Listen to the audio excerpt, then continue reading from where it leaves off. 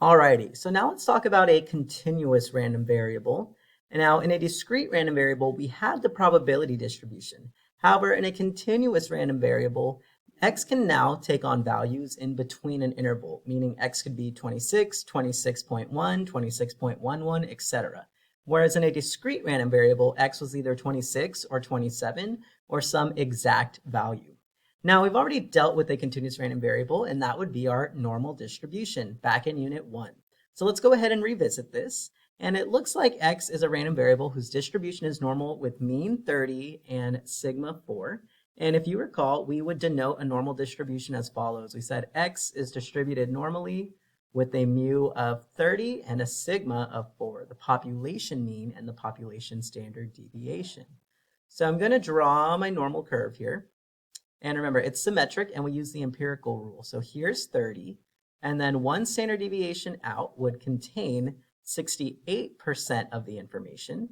Two standard deviations out would contain 95% of the information. And three standard deviations out would complete 99.7% of the information. And anything outside of those three sigmas would be considered an outlier. Now, we also had the empirical rule here. So I'm going to section off our normal distribution. And because of the 68, 95, 99.7 rule, there are specific interval values between each, or proportions of data. So here we have 34% and 34% because this adds up to 68%. Here we have 13.5 because of the additional 27%. And then here we had about 2.35%. And anything else, that last 0.35 was going to be considered an outlier. So here I want the same area that is equivalent to more than 26. So if I were to take this more than area, that's going to be roughly about, you can hear the people, school's coming back to life. But this is going to be roughly about 84%. So I just get that by adding up these different proportions here.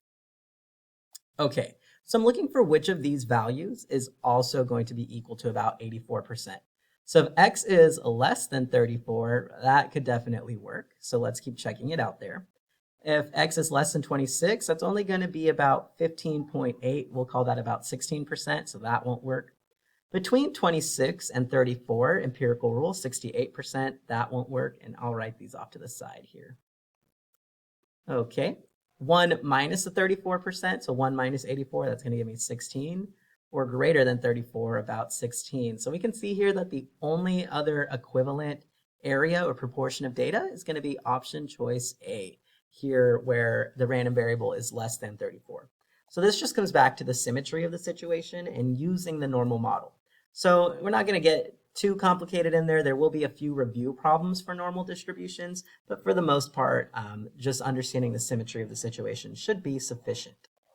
Now, a new distribution we're going to learn about is going to be called the uniform distribution. Now, in a uniform distribution, we have the following. Remember that back in Unit 1, it was a rectangle, meaning that each of the values was equally likely. So I have this value here between A and B, and I have a height of this. And because this is a rectangle, we have the following formula. We know that the rectangle is equal to base times height. Well, in order to be a valid probability model, your area under the curve must always be 1. So here I can see that this distance here, the base is going to be b minus a. So I have b minus a times h has to equal 1, which means, and this little triangle of dots here means therefore, h is going to equal 1 over b minus a. So this height here will be 1 over b minus a, meaning that if I take b minus a times 1 over b minus a, then the area should be 1. So this now becomes a valid curve, a continuous density curve. And we're just going to write our notation again. X is whatever x is going to be. And this now is distributed uniformly between A and B. And on the actual AP exam, you do not have to memorize this notation or recall or proving it, but there may be some questions in the multiple choice section that might ask you about a continuous random variable, or you might be given a density curve and then you have to find the probabilities there. We'll do some more examples of this during class. Now, let's take a look at an example of something you might see. Suppose W is uniformly distributed. So W is uniformly distributed between 9 and 19. Well, we're going to draw a sketch, and what is the probability that W occurs between 13 and 17? So I want the probability that W is between 13 and 17. Now, when we did a normal curve, we used to do z-scores to find where they were located in relation to the mean.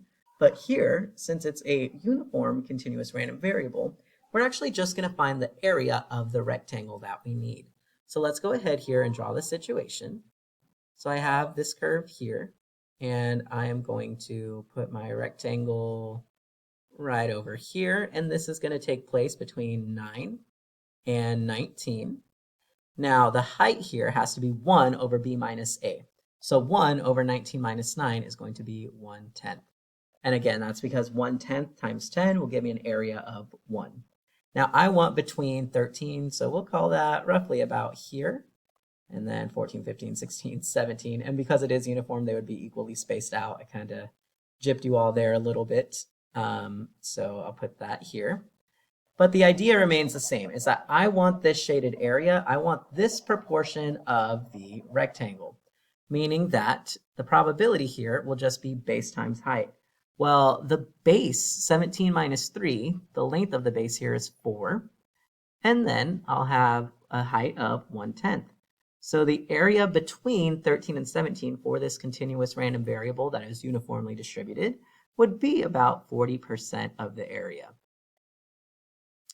So that's just an example there. Now they can ask for an at most, they can ask for an at least, basically any of the inequalities that we've seen in some of our probability situations. Now, notice here it says between, so it didn't tell me inclusive or non-inclusive, so I just went and drew in this inequality. But because it is continuous, it doesn't matter whether we do or do not include it. Now, the one important thing to note about this situation, though, is that there are no exacts in a continuous. So no exact in a continuous distribution. Now, if I wanted you to find the probability that x is exactly, let's say, 18, well, this line here has no width. There's no point B. The distance between 18 and 18 is 0 units. It's the same. So 0 times anything is 0. So when working with a continuous random variable, it's not going to ask you for an exact value. Or if it does ask you for an exact value, that answer will be 0 because there's no dimension to an exact point on a continuous random variable. So that's going to conclude these lessons here on random variables. We have two types, discrete and continuous. Now, when we're looking at continuous random variables, that could be a normal distribution or a uniform distribution. And if we're looking at a discrete random variable, we're looking at a probability model. And we're going to use these two formulas here for the mean and the standard deviation, our center and our spread. We'll actually have to graph the distribution to properly assess the shape. And here, once you have these two parameters calculated, you can also interpret them. So we interpret the mean as, in the long run average, we expect a value of blank. For standard deviations, we'll say, in the long run average, observations tend to differ or vary from the mean by about this many units. So of course, we'll add context because we are proper mathematical thinkers and proper statisticians. But this is your introduction to random variables, and we're going to talk about combining them and transforming them in the next few lessons. So stay tuned on more information about random variables.